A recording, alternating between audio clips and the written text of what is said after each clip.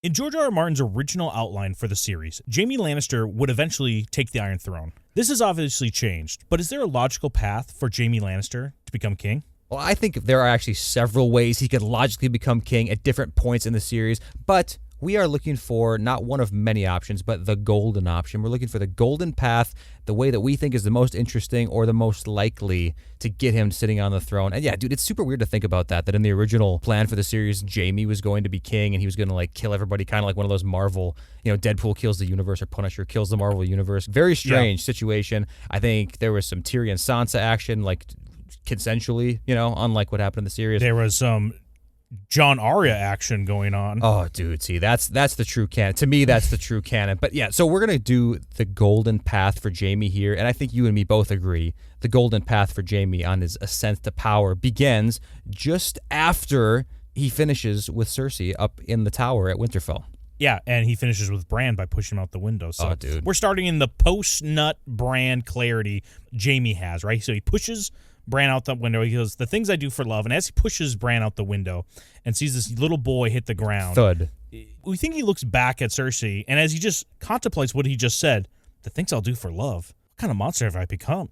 Literally looks at his own hands like, I just Humpty Dumpty'd that nasty parkour kid for my slut sister. For what? Like, for what reason? So I could do this thing again that I've been doing since I'm 13? It's totally mediocre. She's a terrible person. She basically looks like me. Like, why can't I just go, jerk off? Like, what am I doing right now?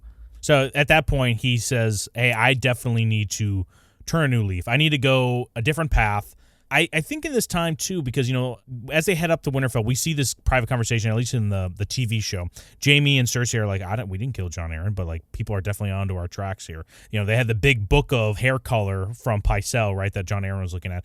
I think they feel the heat coming. So maybe Cersei sees that Jaime is being a little more distant on their way down from Winterfell back to King's Landing, the walk of the Trail of Shame on the King's Road. Absolutely. And she's like, we need to kill Robert sooner. And I think she tries to coordinate the death of Robert Baratheon sooner because of the distance she feels between her and Jaime.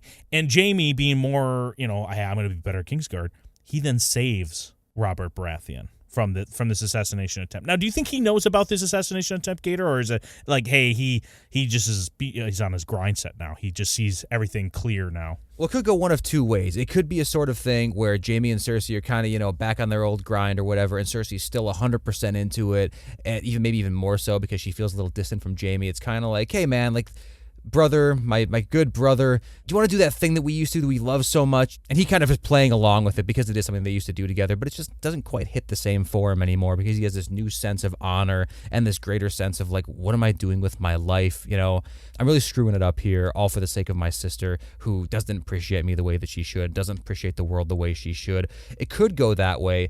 And if it does, he could just have that greater sense of justice come to him in that pivotal moment and just straight up betray Cersei, right? Because that's what this would be, a betrayal if she thwarts the assassination attempt. Or it could go the other way, where Cersei is kind of maybe thinking of a way like, well, Jaime, he's so distant and he's so upset. I'll surprise him. I'll get him a great present, right? By killing my husband, and then we can be together at least more frequently or whatever. Yeah. I mean, they still can't come out in public with it.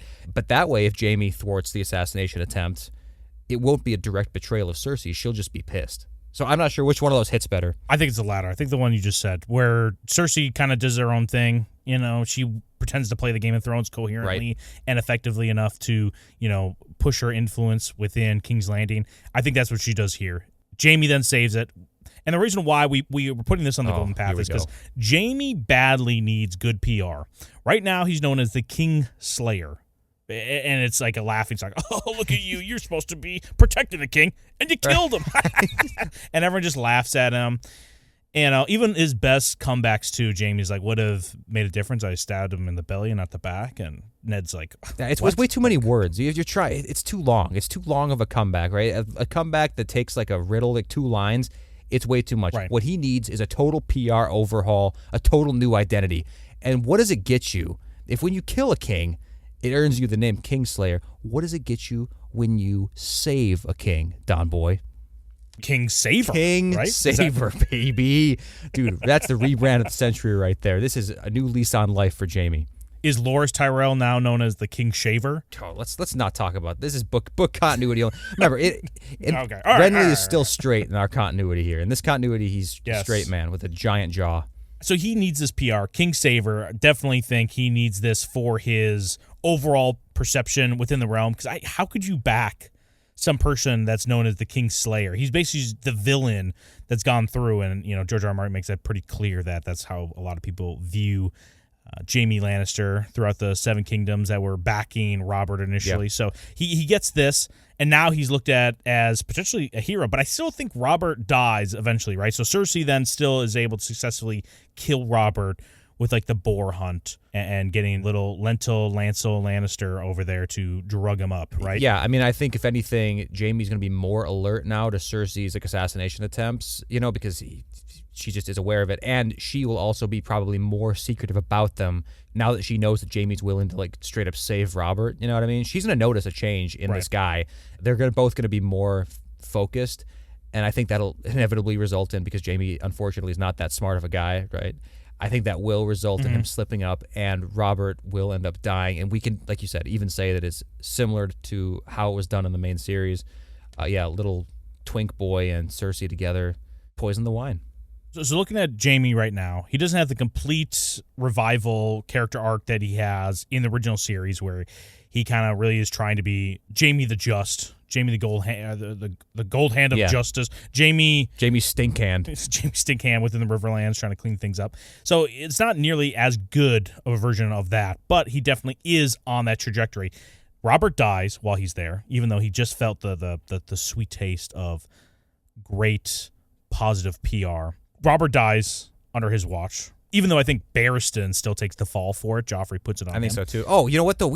I want to real quick say though, before you move on past Barristan, we did kind of gloss over the fact that, listen, if Jaime thwarts one, maybe 2, 3 assassination attempts on Robert's life or whatever, him and Robert are going to have a seriously healed relationship. Maybe they're not like super bros or whatever, but it's definitely going to be better than it was in the main series. So when Robert does die, not only is he failing to protect the king, like again, or whatever you want to say, right, with his new lease on life, he might see it as a parallel to like, oh, the Mad King died under my watch, even though it was by my hand. This King, Robert, definitely not as bad as a Mad King. He died, and I was actually kind of cool with this guy, right, at this point. Like, he respected me. I earned my respect from him. So, yeah, I just want to make that clear. It's a little bit different situation. Yeah, and that's why when Robert dies, I think it's not only the impact of, oh, man, all that positive PR is kind of going down the drain because I'm the King Saver to who? The guy that eventually dies to a pig, Right. But also that healed relationship now, he now feels loss, I think, because Robert's dead, that he sees it this way. I do think now that Catelyn does the same thing up in the North, Riverlands, Erie area by capturing Tyrion, he also looks at the North. Jaime cannot just say, me and Ned Stark are going to kind of mend our relationship. He still sees the Starks as enemies. He sees his sister, Cersei, now as an enemy because of Robert, the assassination of Robert, and also seeing Joffrey, the way he's running things. He then now has to pick his kind of third path, right? That's where Jaime is able to focus on the throne has to be mine. Yeah, it's like a matter of like with everybody's failing around me and these power structures are in place and I see nothing but like chaos and turmoil coming for the kingdom. And not only that, like Joffrey, he doesn't think much of Joffrey, Tommen, and Marcella, right? Like they're kind of little shits to him. Like, right. They're fruit of his loins or whatever, but they're kind of pathetic fruit, right? There's nothing to be proud of, and Jaime is not proud of them. So what's the natural solution to that is like he knows he is capable of at least doing what he thinks is right. So why not insert himself into that role if he can? And that way, in addition to him now being in charge and taking on the responsibility of the kingdom, he's also absolving himself of failing in the future to protect another king, because he's like 0 for 2 right now. You know what I mean? He failed his first king, failed his second king. Right. Totally different circumstances. But now if he is king, he's kind of taking the responsibility of the king, but also at the same time discarding the responsibility of protecting the king. He's like giving himself immunity from having the same sorts of failure he had in the past, while also like absorbing the responsibility of just in case things go to shit, he'll be the one that everybody can just point to. He's kind of saving people at the same time. I think that's definitely motivation enough. I can't fail to protect the king if I'm the king. I'll be the king. Dude, so cool. 1 million IQ. He literally has that meme of the big brain as he's sitting on an iron throne. Oh, dude. Jaime's like, I'm the king. I can I don't need to protect myself. Well, dude, you know what, too? If only Tywin knew. If Tywin could hear these thoughts of Jaime, he'd be like, my son. You know, he would love it. He would love it. I know he'd love it. That's so hard because I think Tywin wants to keep his family intact, even if Tyrion is there, and he's very disgruntled about Tyrion. He's like, Tyrion, please stop being a gooner. Please, for the love of the Seven, stop putting your penis into these disgusting women. Put it into me instead, my son. God, you're disgusting. It's safe here. What do you think Tywin's role in all of this is? Because Jaime's first action after Robert's death, I don't think he goes, I am become the sixth king that claims the throne, right? So the War of the Five Kings becomes the War of the Six Kings, right? He doesn't do it that way. And, resign as a Kingsguardman, goes to the Westerlands, rallies the Lannisters. That's not the path for him. I don't think that's going to be successful at all. I think that creates way more instability and chaos, and I think he would have a very Balon or Renly outcome if he did it that way. So he needs to resign eventually on the Kingsguard, but when does he do it, and where is Tywin in all of this to ensure that he has Tywin's backing? Because I don't know if he can do it without Tywin Lannister. He probably can't do it without Jaime's Tywin. ascension. Well, yeah, the eventual ascension part he can't do without Tywin. But the plan of getting rid of Tom and Marcella, and well, I guess he doesn't really maybe have to get rid of Marcella at all. But it's mainly Tom and Joffrey, right? The getting rid of those two, he definitely can do while still on the Kingsguard and without any sort of Tywin intervention, I think. In fact, that's probably the best way to go, because if he's still in the Kingsguard, he's like this disgraced guy. No one is, even though he's treacherous, no one is suspecting this guy of trying to become king and take the throne. No one's thinking that in the whole realm, I don't think. So, yeah, I think he can easily manufacture ways to take out just two people, Joffrey and Tommen, especially dude Cersei. She might think that Jaime's turned out a new leaf and he's super honorable now or whatever, but she's never going to suspect that he's trying to kill their kids that they have together. They're bastards. There's no way. So he could easily get away with that. I think he could do it in one swoop. He could do it in a day if he really wants to. And at that point, he could even then step down off the Kingsguard as a failure with the Kingsguard. And that, I think, is where Tywin could step in. And maybe Jaime could be a war hero. I could see maybe Tywin manufacturing some kind of situation with the War of the Five Kings, to where Jaime turns out to be this beautiful savior for the Seven Kingdoms somehow. Maybe they can manufacture propaganda about either Stannis or Renly or whoever, or Robb Stark, and they come out on top and looking glorious and shiny and golden. And then Jaime just kind of is popular enough at that point where he can just kind of squeak into the throne. It's not a big deal. It's difficult for me to... Right. The Baratheons are a problem. I think... Yeah, the Baratheons are a problem. I think Jaime needs to maintain being a member of the Kingsguard until all of the potential kings, or at least maybe Joffrey's the only one left, and he's able to get close enough to, orchestrate the death of Tom and Marcella. And I think you have to go in that order, youngest to oldest, because if you kill Joffrey, king, kill Tommen, king, it's what the hell's going on? These kings are dropping like flies. But if you have Tommen die, the heir, some, little kid out there, right? It is a disturbing thing to happen, but it's not nearly as bad as a king dying, right? That's true. Okay, well, so I totally agree. I think that the reverse way is better because, again, it's not even going to, increase, what do you want to say, security as much, right? If Tommen dies, yeah, sure, security's going to be beefed up. That's pretty bad. The Spare is now dead, right? The Spare's gone. But if Joffrey dies, the king's gone. Now we have to rely on the Spare. Totally different frame of mind. So I totally agree with that. Again, Marcella, I'm still not 100% sure she needs to go. If she was married off, I think that would accomplish the same thing. But then again, if the two sons are dead, maybe Cersei would absolutely refuse to even have that happen. But is Cersei even going to be alive? I don't know. But the thing I disagree with you about is I don't think that Joffrey should be the last king remaining before Jaime acts. I think that the Baratheons need to go for sure before the Joffrey dies. I think that's true. Before Joffrey dies, the Baratheons do. Yep. But Robb Stark does not need to be dealt with that early, and Balon Greyjoy does not need to be dealt with that early. Those two can be saved for last, and that could be how you then manufacture this war hero moment, which, dude, wouldn't even be that fucking difficult when you have someone like Balon Greyjoy, wreaking havoc up there. Dude, just spread the most basic of propaganda of the nasty, stinky chaos he's going to inflict upon King's Landing, which already stinks, by the way. Just add some moisture, and now you have Balon Greyjoy. It'd be easy to manufacture a war propaganda, I think, against him. You take out the Greyjoys. You're the savior of all of Westeros, Planetos. That entire universe is better off without the Greyjoys. Oh, yeah, Macumber. Macumber is healthy, finally. All right, so how does Jaime become a war hero, not get captured like he does in the books, and then we're able to take out the other two Baratheons, because I think Renly's taken out by Stannis with the Shadow Baby, right? That happens. Blackwater then happens, but Jaime's not there for Blackwater. So Stannis is still going to go up, but how does Jaime ensure that he's not... I mean, does Jaime think he's ascension to the throne so he doesn't nearly go hard in the paint in the Riverlands as he does in the main series, so he doesn't get captured? But then again, he wants to create good propaganda for himself. Well, it depends on how he views these kingdoms long term, whether or not they're going to be allies or enemies. And so the Riverlands could be a factor in that. Like, if he's not going to go as Ham over there, that could be multifold. It could be prevent him from getting captured on one end, and then also maybe soften them to his rule eventually. So maybe he would even go easier. But then again, this all would involve some massive Tywin coordination. Stannis is the hardest part, man. Taking out Stannis at Blackwater. But so let's just, we've assumed before the Battle of Blackwater, Tommen and Marcella are both dead, right? Is that what we're thinking? So only Joffrey's alive at the Battle of Blackwater?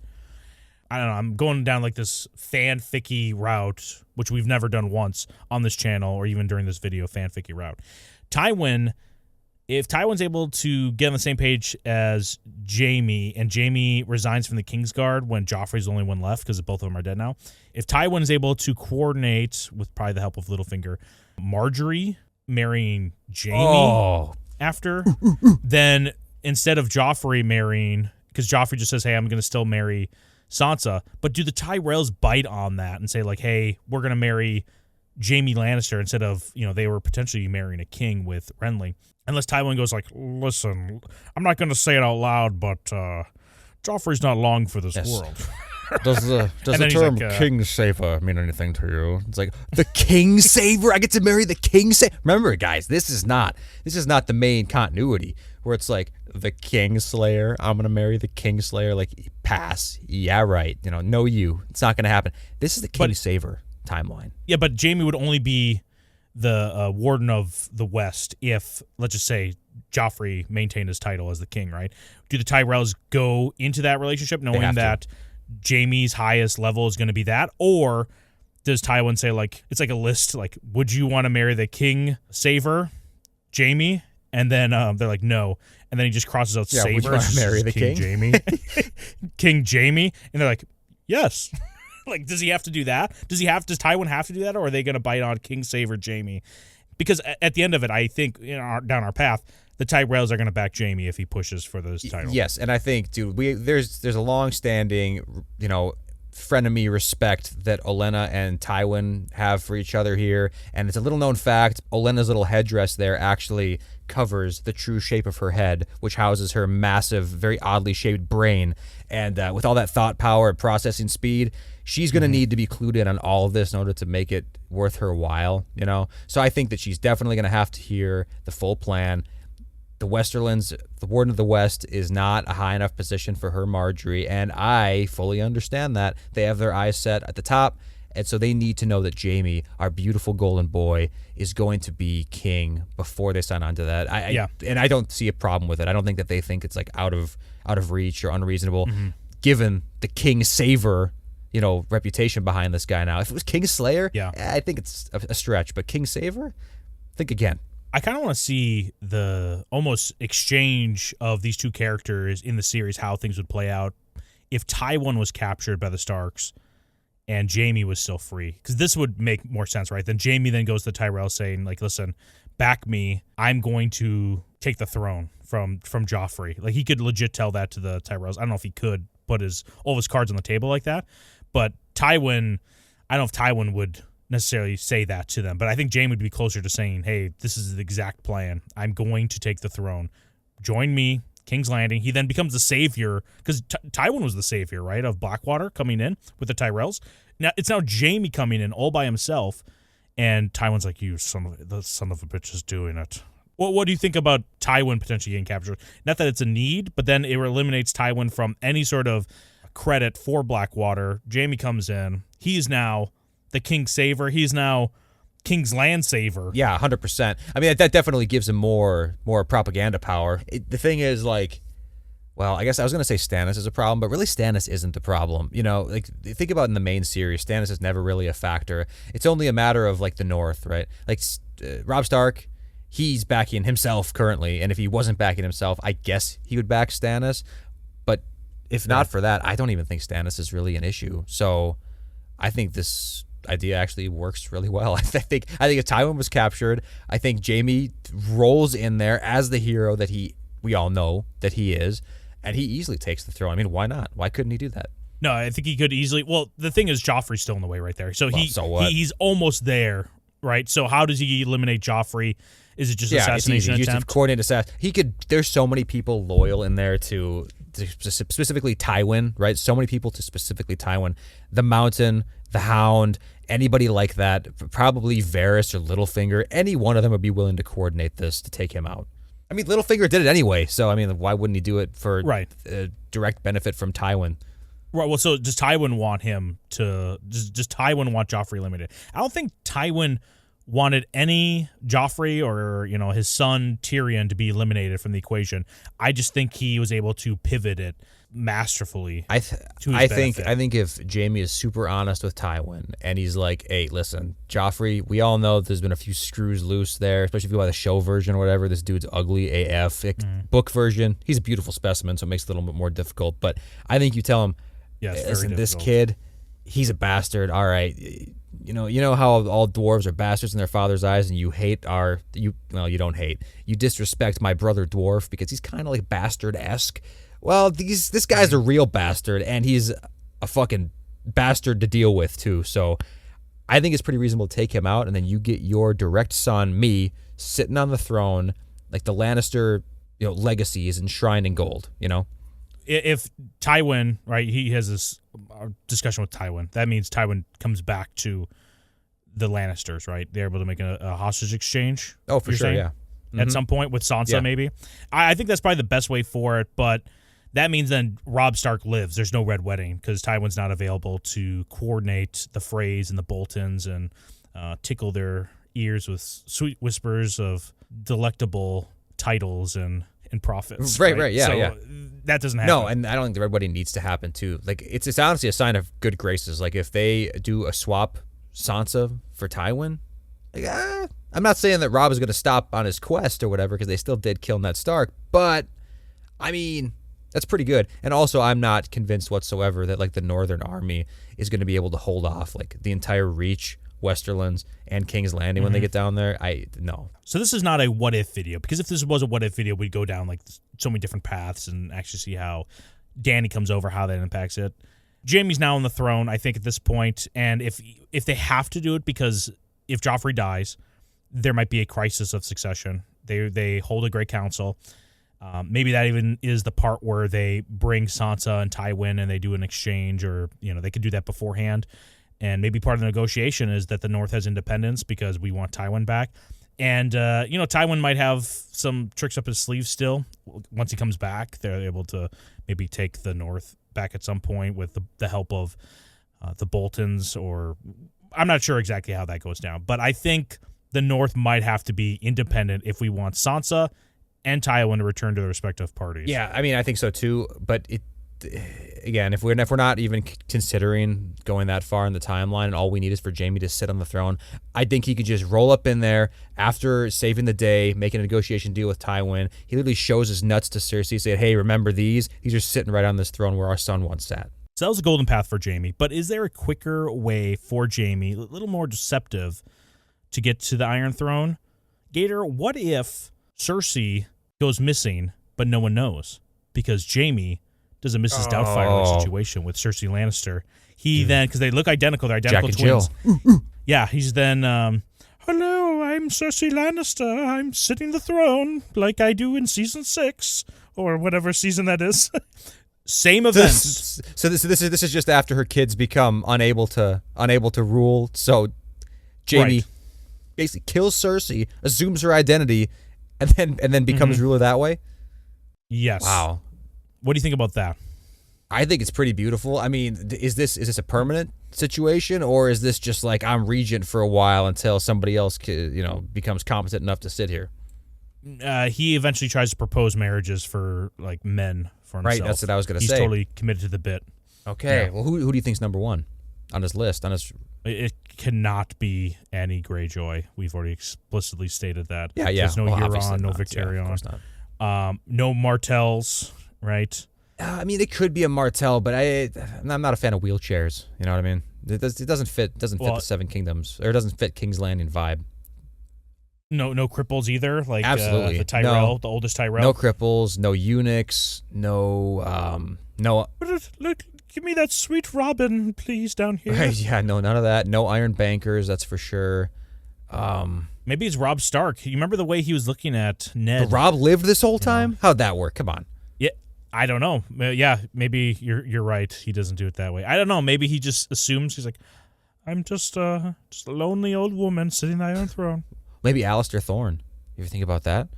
Alistair, there you go. It's like, hey, you like writes a letter to him. You know, a few years ago, you came down here telling me about some kind of a moving hand, and you had to do a little song and dance for us to convince us that it was alive. And we know you were full of shit, but honestly, it cracked me the hell up, and I liked you. You were a super fun guy. Do you want to get married? Want to rule with me on my side? No, I got a better one now. It's Ilan Payne. It's the executioner. He can't speak. He brings him in, and he comes out almost like comically from the chambers, and he's like pointing at his crotch, being like, hey, there's a penis. He's trying to like signal like there's a penis, and like, Ilan Payne, what are you saying, dude? Come on, dude. And plus, we know there's a relationship there in Feast for Crows where Jaime's just taking a pounding from Ilan Payne in sword practice, and he just keeps coming back for more. So, yeah, I think that's probably the most logical marriage proposal for the Mrs. Doubt version of Jaime Cersei Lannister. Yeah, it's a cute couple, honestly. Hey, thanks for watching this video. Be sure to subscribe if you want to see more content like this, and smash that like button. Or not. We don't care.